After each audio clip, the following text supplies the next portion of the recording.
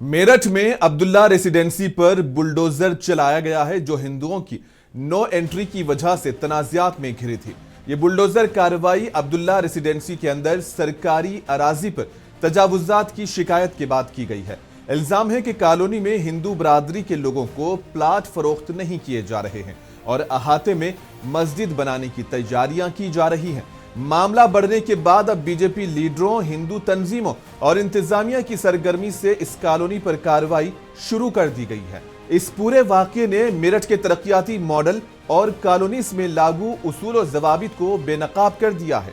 माहिरीन का ख्याल है कि अगर किसी कॉलोनी में मजहब की बुनियाद पर प्लाट या मकान फरोख्त करने से इनकार किया जाता है तो ये समाजी हम आहंगी को तोड़ने की कोशिश है। वज़ीर ममलिकत बराए तवानाई डॉक्टर सुमेंदर तोमर ने यह इल्जाम लगाया था कि ये अब्दुल्ला रेसिडेंसी सरकारी जमीन पर कब्जा करके बनाई जा रही है, जबकि यहाँ एक साजिश के तहत विला, फ्लैट और प्लाट सिर्फ मुसलमानों को ही दिए जा रहे हैं, जबकि हिंदुओं के लिए कोई दाखिला नहीं है। इसने इस कॉलोनी में गैंगस्टर के पैसे लगाने का संगीन इल्जाम भी लगाया था, जिसके बाद ये बुलडोजर कार्रवाई की गई है।